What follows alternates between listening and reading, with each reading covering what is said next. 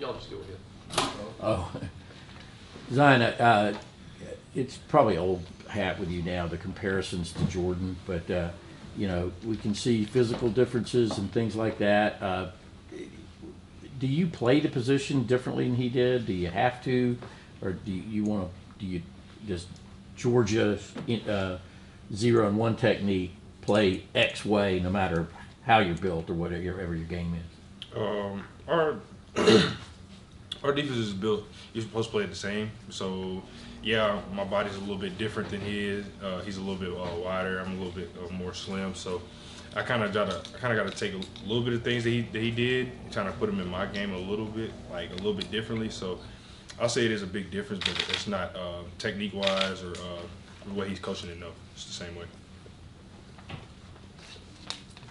How does playing next to Jalen Carter help your game and maybe free you up to do things that you do well at? So like I said before, I think we play good off each other. I think we complement each other very well. Like we both know the system very well, so we know how to talk to each other. So I think that kind of plays a big role in it. You're listed here at 6'5", 295. I think is that accurate, or how big are you now? That's been the measurement since I've been here, but no, I'm right around 305, 310 area. So. Yeah, right around 6'5", 310. And I guess the other question I would ask is, I think I drove down the street and saw you and Carter coming out of the facility. Well, I don't know what odd hour it was. I'm assuming you worked out. Getting to work out with a guy like that, how much has that pushed you? And you probably know Jalen different than a lot of other people. What's something you can tell us about as something fun that maybe people wouldn't ordinarily know? He's a very quiet guy, but he's also funny at the same time. Like he has his own way of being funny and being like a fun-loving guy, but when it's time to work, he knows how to click. He knows how to flip the switch and get ready to go to work. So I think that's a unique thing about him. Son, you've taught us a few times, I think, going back to the spring, but just how ready are you for this bigger role this year and to be able to contribute on this line? So I think I'm ready. I know I'm ready for it. Just like other guys in the room, like Nazir, Tyrion, guys like that. So I think it's a big challenge for us. We're still preparing, getting ready, but I think we're all ready for it. I know something with Jordan a lot was he battled to keep his weight in check, whatever, with the Bones facility and the specific plans for gaining or maintaining whatever. How much has that helped you guys on the defensive line trying to keep in shape through the summer and fall camp? It's been a big help with everything being so close now. Like we don't have any choice but to eat and get hydration. So it's definitely been a big thing throughout fall camp, throughout the summer.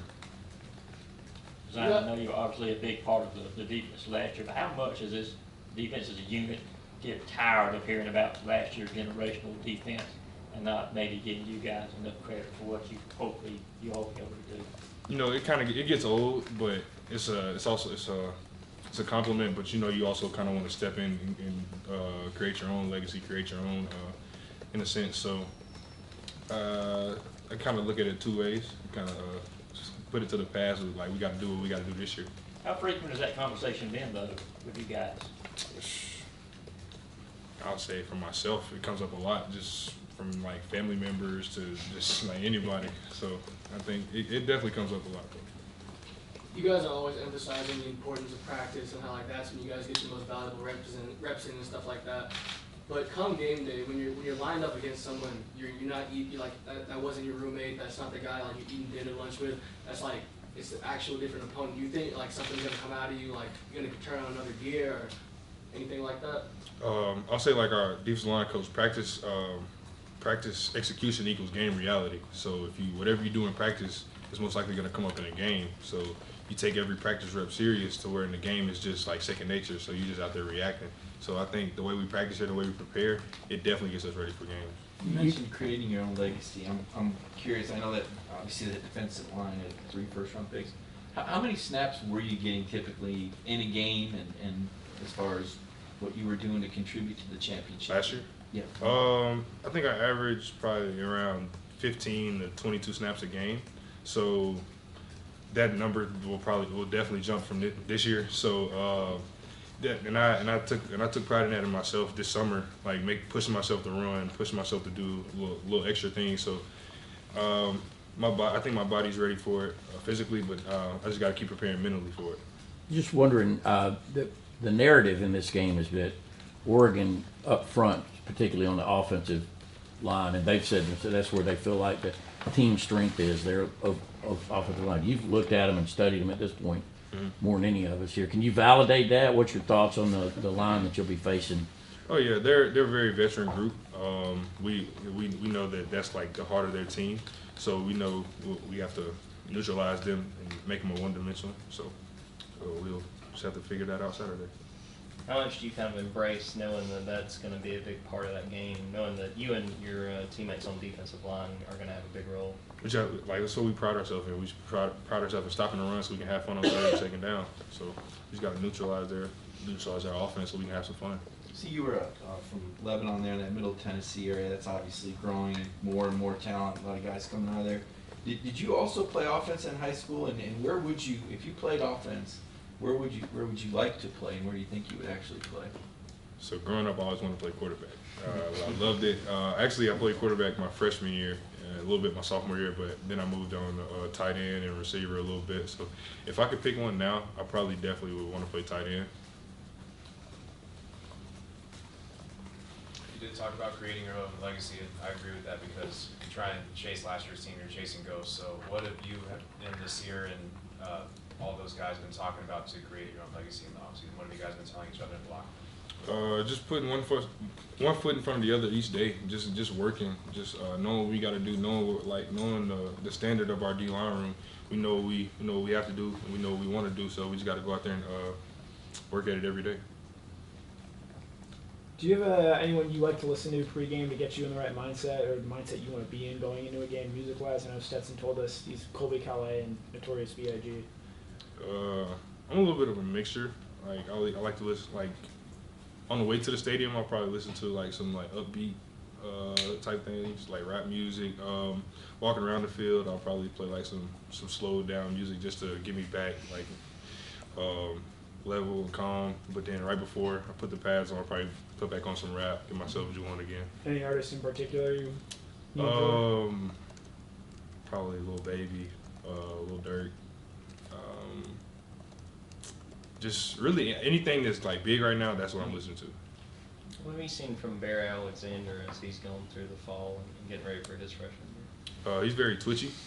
When he learns our system, he'll be a very good guy for our defense. Can you speak to kind of how you have increased as a leader for this team this year? Just trying to lead by my actions, not really lead by my words, because we have guys that lead by words. So I try to be the different leader, my actions and the things that I do, not what I say. So and I feel like guys have followed me in that role. So and I feel like that has changed over since spring. Kirby said your leadership style is kind of a product of the environment that you've learned from the guys that came before you. You know, what is it that you're trying to emulate from Jordan and Devontae and those other guys that came before you? Just hard-nosed workers. Like Devontae, that was a man-made guy. Like everything that you've seen Devontae Wyatt do, he worked his tail off to get that.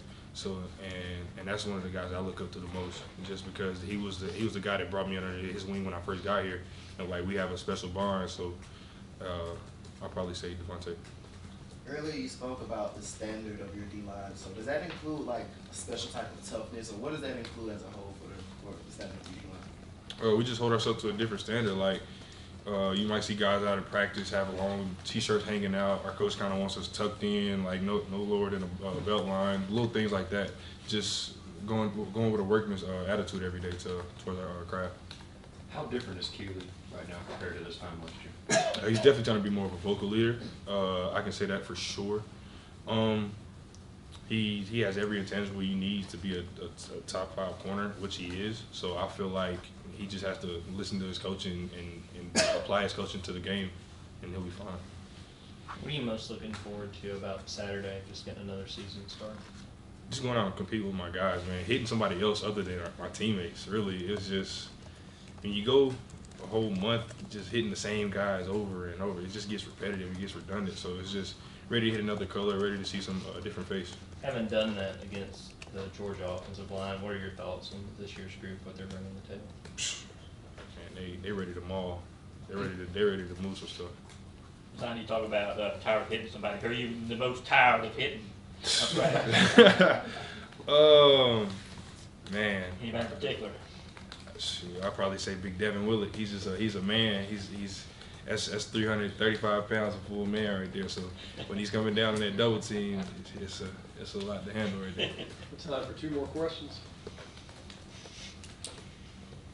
How much have you kept up with some of those guys that went off to the NFL? And, have they shared any advice with you, now that they're not here and they're watching from afar?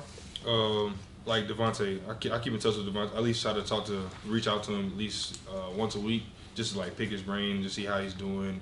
Trayvon, I talked to him recently last week, and I'm just happy to see those guys doing what they love to do at the next level. So it just gives you something to look forward to, get you something to work for. Can you speak to kind of any adversity that this 2022 Georgia team has faced and kind of describe? Can you say that one more time? The adversity that this team has faced this year. I think, If any. I don't even know if I can answer that question. Like, we just gotta go work. Not guys just want to talk about it. Just guys going to want to show the actions of doing what they say they're gonna do. Okay, thank you, sir. Thanks, sir.